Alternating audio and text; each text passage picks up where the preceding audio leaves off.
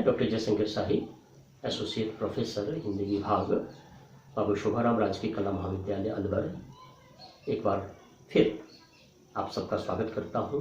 BA प्रथम वर्ष अनिवार्य हिंदी से संबंधित सूर साहित्य के अवगाहन को निवेदित इस व्याख्यान में हमने पिछले व्याख्यान में जाना कि किस प्रकार महाकवि सूरदास ने वात्सल्य का उत्कृष्ट अप्रतिम वर्णन किया है। अंग्रेजी साहित्य के महान कवि मिल्टन की चर्चा हमने की कि उन्होंने भी नेत्रहीनता की अवस्था में महान कविताओं की सर्जना की। आने वाले पद पर हम अनुशीलन करेंगे, पहले भावार्थ और फिर और विश्लेषण हम करेंगे। हम उस पद को देखते हैं, पहले पद का वाचन और फिर आगे की चर्चा। पाड़े नहीं भोग लगावन पावे, पाड़े नहीं भोग लगावन पावे, करी करी पाक जबै अर्पत हैं, तभी तब छुबै आवे, पाड़े नहीं भोग लगावन पावे। इच्छा करी में बाभन न्योत्यों, ताकों श्याम खिजावे, वह अपने ठाकुर ही जीवावे, तू ऐसे उठी धावे। इस तरह की पंक्तियां पावे, आवे, खिजावे, धावे, टुक योजना राइम स्कीम है, ब्रजभाषा। इसमें जो प्रसंग है वह यह है कि माता यशोदा ने किसी पंडित जी को आमंत्रण दिया है पूजा पाठ के लिए, ठाकुर जी को, भगवान को भोग लगाने के लिए। तो किसी ब्राह्मण पंडित जी को उन्होंने आमंत्रित किया हुआ है अपने घर में, और पंडित जी पूजा पाठ कर रहे हैं, इष्ट देवता ईश्वर की पूजा कर रहे हैं। और उसी बीच कन्हैया बाल कृष्ण बार बार उस पंडित जी की पूजा के पास जाकर उनकी पूजन सामग्री को स्पर्श कर देते हैं, छू देते हैं, पंडित जी की पूजा में बाधा डालते हैं। तो माता यशोदा उलाहना देती हैं बाल कृष्ण को। वात्सल्य रस है, माधुर्य गुण है। और देखें किस तरह का भावार्थ सामने आता है। पाड़े नहीं भोग लगावन पावे, पाड़े अर्थात पंडित जी, पाड़े नहीं भोग लगावन पावे, पंडित जी भोग नहीं लगा पा रहे हैं भगवान को। पूजा पाठ करने के लिए निमंत्रित हैं और भगवान को भोग लगाना चाहते हैं, भगवान को पूजन सामग्री अर्पित करना चाहते हैं, लेकिन वो कर नहीं पा रहे हैं। क्यों? पाड़े नहीं भोग लगावन पावे, करी करी पाक जबै अर्पत हैं। जब जब वो पूजन सामग्री, और पाक हम खीर के अर्थ में कह सकते हैं, तो पूजन सामग्री को, भोग को वह जब जब अर्पित करना चाहते हैं उस भगवान को, तो क्या होता है? करी करी पाक जबै अर्पत हैं, तब ही तब छुबै आवे। तब श्याम क्या करते हैं, कन्हैया क्या करते हैं कि बार बार जाकर पंडित जी के पास जाकर उस पूजन सामग्री को छू देते हैं, भोग को छू देते हैं। उसकी पवित्रता, भोग की जो पावनता है, पवित्रता है, उसको स्पर्श के द्वारा वह बार बार पंडित जी के समक्ष कन्हैया चले जाते हैं। तो पाड़े नहीं भोग लगावन पावे, करी करी पाक जबै अर्पत हैं, तब ही तब छुबै आवे। भावार्थ स्पष्ट है। माता यशोदा का अगला कथन है, इच्छा करी में बामन न्योत्यो। माता यशोदा कहती हैं कि मैंने ब्राह्मण को, पंडित जी को न्योता दिया है, आमंत्रित किया है घर पर पूजन के लिए, आराधन के लिए। ताको श्याम खिजावे, और उस पंडित जी को श्याम बार बार जाकर खिजा देते हैं, उनको क्रोधित कर देते हैं, बार बार उनकी पूजन सामग्री को छू देते हैं। श्याम कितना नटखट है। तो बाल लीला का अद्भुत चित्रण महाकवि सूरदास के द्वारा।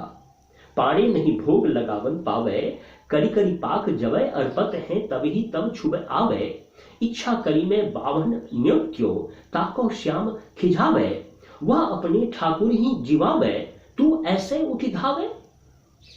माता यशोदा कन्हैया को डांटती हैं और कहती हैं कि पंडित जी अपने ठाकुर जी को भोग लगा रहे हैं, अपने भगवान की पूजा कर रहे हैं, उनको पूजन सामग्री अर्पित कर रहे हैं, और तुम बार बार उठ के दौड़ के वहां चले जाते हो और उनकी पूजन सामग्री को, उनके भोग को छू देते हो। ऐसा तुम क्यों करते हो? पंडित जी को क्रोधित क्यों करते हो? उनकी पूजन में व्यवधान क्यों डालते हो? वह अपने ठाकुर ही जीवावे, तू ऐसे उठी धावे, तुम ऐसे ही उठ के धावे, दौड़कर पहुंच जाते हो उस पूजा के सामने और पूजन में व्यवधान डालते हो। आगे की पंक्ति देखें, जननी दोष देती कतमों को, संवाद शैली है इस पद में। माता यशोदा ने उल्हाना दिया, माता यशोदा ने डांटा है बालकृष्ण को, तो बालकृष्ण क्या जवाब दे रहे हैं? तो माता और शिशु में, माता और बालकृष्ण में संवाद चल रहा है, संवाद शैली है, जिसे अंग्रेजी में डायलॉग कहा जाता है।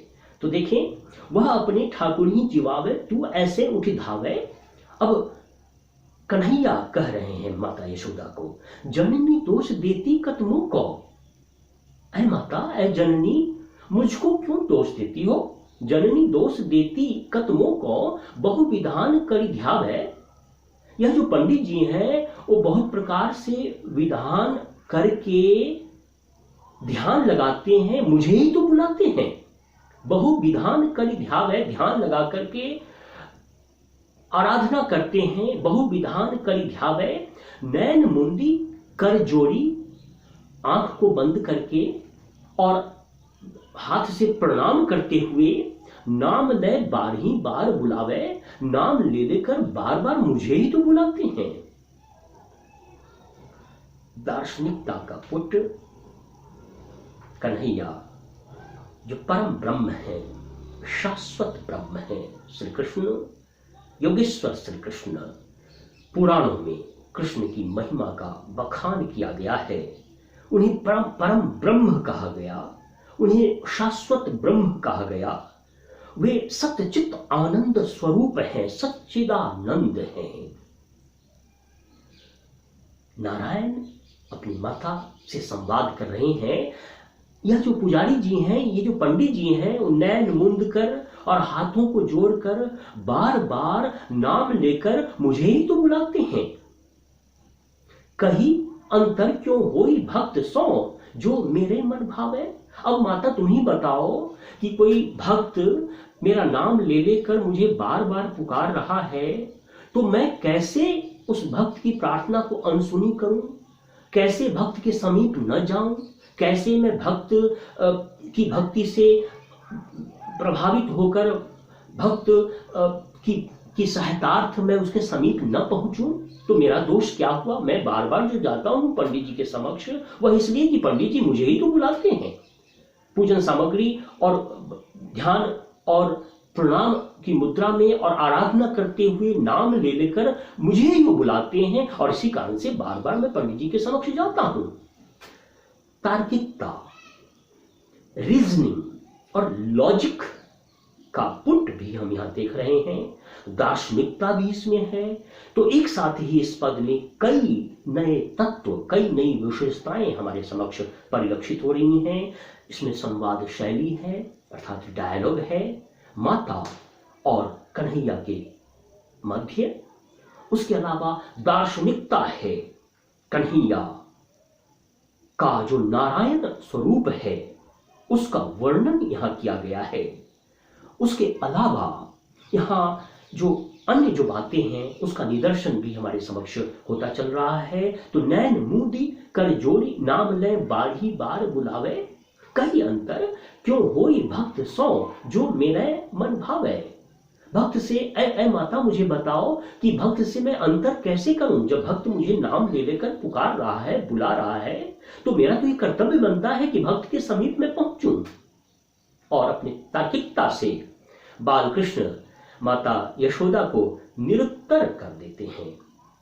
सूरदास कहते हैं, सूरदास बलि बलि विलास पर जन्म जन्म जस गावे। महाकवि सूरदास कहते हैं कि इस बाल लीला पर बलिहारी हो रहे हैं महाकवि सूरदास। बलि बलि विलास पर, गौवर्ण की आवृत्ति, अनुप्रास अलंकार।